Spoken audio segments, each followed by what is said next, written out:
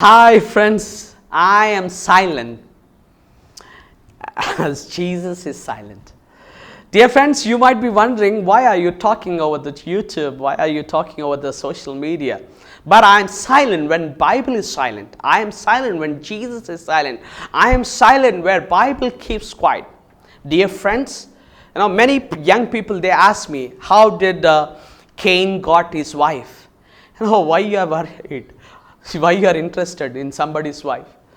If God might have created somebody else for Cain, why you want to know Cain's wife's name or how the world has been populated?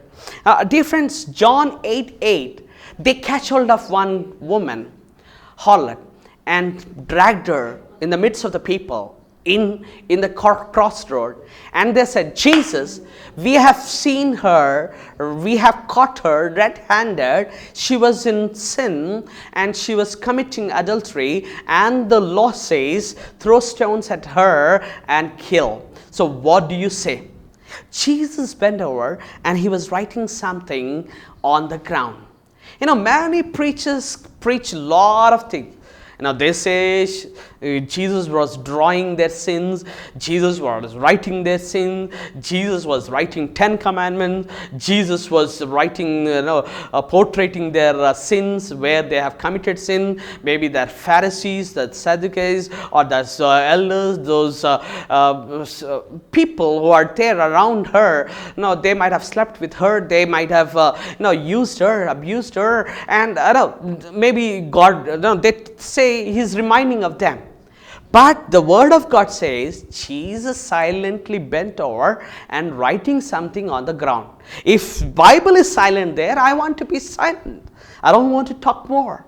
If Bible is silent about a tripod human life, I want to be silent. If Bible is silent where the tongues are seized or not seized, I want to be silent. If the prophecies are seized or not seized, I want to be silent. Don't talk over talk which is not there in the Bible. If the word of God says tongues are not seized, then don't say tongues are seized. If the word of God says the prophecies are not seized, why are you saying prophecies are seized? Why are you talking which is not there in the Bible? There are holy disagreements, some holy disagreements. If you believe or if you don't believe, you will still go to heaven. If you believe there are tongues, you will go to heaven. If you believe there are no tongues, you will go to heaven. If you believe the man is a dipod, you will go to heaven, or tripod, you will go to heaven. I tell you, dear friends, if the Bible is silent, you be silent. You better be silent. Shut your mouth. Zip your mouth. I tell you, dear friends, don't talk too much which is not in the scriptures. Don't talk too much which is not in the word of God. And don't talk about God as if you're talking for God. You don't need to talk for God. God can talk about himself. God has revealed himself. Scriptures are there. Enough is the word is the ultimate.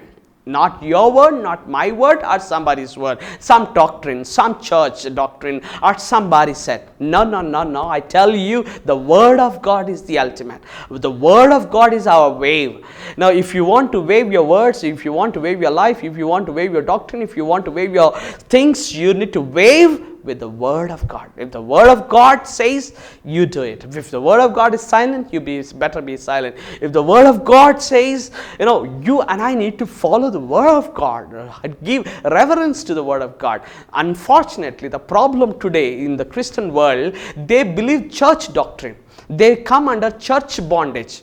Church bondage. What do I mean by church bondage?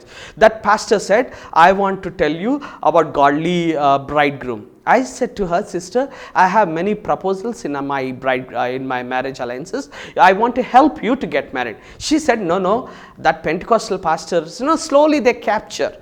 They slowly say, you wear white shirt, white dress, you be like this, you don't watch that serials. Slowly they bring into their bondage. And finally he said, I've been praying for God's will.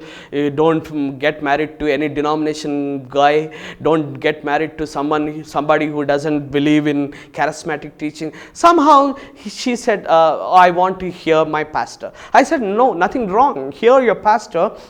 But when I take when I get some proposals, take to the pastor, ask the pastor to pray, you also pray. When you have inside peace, then tell to me. What did she do? She said, no, my pastor will find a proposal for me.